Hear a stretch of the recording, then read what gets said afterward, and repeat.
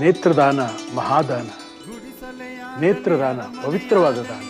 ನಮ್ಮ ಈ ಎರಡು ಕಣ್ಣುಗಳಿಂದ ಇಬ್ಬರು ಅಂಧರಿಗೆ ಕಣ್ಣುಗಳು ಬರೋದಾದರೆ ನಾನು ಮಾತ್ರ ಅಲ್ಲ, ನಮ್ಮ ಮನೆಯವರ ಮಕ್ಕಳ ಮೊಮ್ಮಕ್ಕಳಾದಿಯಾಗಿ ನಮ್ಮ ಕಣ್ಣುಗಳನ್ನು ದಾನ ಮಾಡೋದಕ್ಕೆ ನಾವು ಸಿದ್ಧವಾಗಿದ್ದೇವೆ.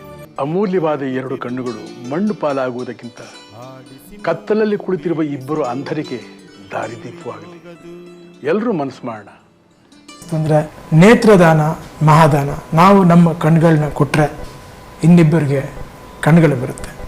ಸೊ ಹಾಗಾಗಿ ನೇತ್ರದಾನ ಮಾಡಿ, ಅದು ತುಂಬ ಒಳ್ಳೆಯದು. ನಾನು ಯಾಕೆ ಈ ಮಾತುಗಳನ್ನ ಹೇಳ್ತಾ ಇದ್ದೀನಿ ಅಂದರೆ, ನಮ್ಮ ತಂದೆಯವರು ನಿಧನರಾದಾಗ ಅವ್ರ ಎರಡು ಕಣ್ಗಳು ಇನ್ನೊಬ್ಬ ಜೀವಕ್ಕೆ ಜಗತ್ತನ್ನ ತೋರಿಸ್ಕೊಡ್ತು. ಹಾಗಾಗಿ ನೇತ್ರದಾನ ಮಾಡಿ, ಎಲ್ರಿಗೂ ಒಳ್ಳೆಯದಾಗಲಿ. Thank you so much.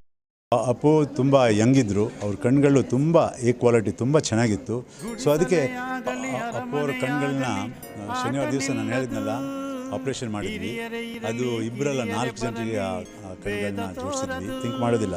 So ಆದರೂ ಕೂಡ ಅಷ್ಟು ಕಾಳಜಿ ಇದೆ ಅವ್ರಿಗೆ ನೇತ್ರದಾನದ ಬಗ್ಗೆ. ಆ ಕಣ್ಗಳನ್ನ ದಾನ ಮಾಡಿ ಒಂದು ಒಳ್ಳೆ ಸಂದೇಶ ಕಳಿಸಿದ್ದಾರೆ ಸರ್ ನಮ್ಮ ಜನರಿಗೆ.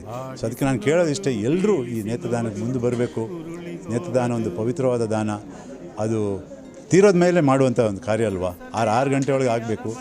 ಅದು ಸುಟ್ಟು ಬೂದಿ ಪಾಲು ಮಾಡೋದು ಅಥವಾ ಕೂತು ಮಣ್ಪಾಲು ಮಾಡೋದಕ್ಕಿಂತ ಅದನ್ನು ದಾನ ಮಾಡಿ ಕತ್ತಲಲ್ಲಿ ಕುಳಿತಿರುವ ಅಂಧರಿಗೆ ಒಂದು ಬೆಳಕು ನೀಡುವ ಒಂದು ಕಾರ್ಯ ಎಲ್ಲರೂ ಮಾಡಬೇಕು. ಸಂಪೂರ್ಣವಾಗಿ ಹೋಗಿಲ್ಲ, 2 ಕಣ್ಣು ಇಲ್ಲಿ ಬಿಟ್ಟೋಗಿದ್ದೇನೆ, ನಮ್ಮನ್ನ ನೋಡ್ತಾ ಇದೆ.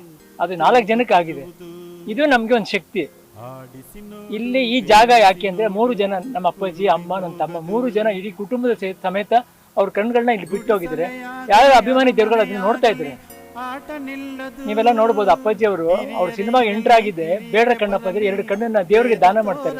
ಅವ್ರು ಹೋಗ್ತಾ 2 ಕಣ್ಣನ್ನ ಅಭಿಮಾನಿ ದೇವ್ರುಗಳಿಗೆ ಕೊಟ್ಟು ಹೋಗ್ತಾರೆ. ಇದು ಅವ್ರ ಜೀವನದಲ್ಲಿ ಬರೆದಿರುವಂತ ಒಂದು ಸಂದೇಶ ದೇವ್ರು. ಇದನ್ನ ಪುಣ್ಯಕ್ಕೆ ನಮ್ಮ ಅಮ್ಮನೂ ಮಾಡಿದ್ರು, ನನ್ನ ತಮ್ಮನೂ ಮಾಡಿದ್ರು. ನಮ್ಮ ತಂದೆನೇ ನಮ್ಮ ಕಣ್ಗಳನ್ನೆಲ್ಲ ದಾನ ಮಾಡ್ಬಿಟ್ಟು ಹೋಗಿದ್ದಾರೆ. ಅವರು ಮೊದಲನೇ ಸಲ ಡಾಕ್ಟರ್ ಭೇಟಿ ಮಾಡಿದಾಗ ಮೊಮ್ಮಕ್ಕಳಾದಿಯಾಗಿ ಎಲ್ಲಾರ ಕಣ್ಣು ದಾನ ಮಾಡ್ತೀವಿ. ಹಿಂದೆ ಮನುಷ್ಯ ಹೋದ ಮೇಲೂ ಒಂದು ಉಪಯೋಗ ಆಗ್ತಾನೆ ಅಂದ್ರೆ ಇದಕ್ಕಿಂತ ಒಂದು ದೊಡ್ಡ ಗುಣ ಏನ್ ಬೇಕು ನಮ್ಗೆ ಅಂತ ನಮ್ಮ ತಂದೆ ಹೇಳಿ.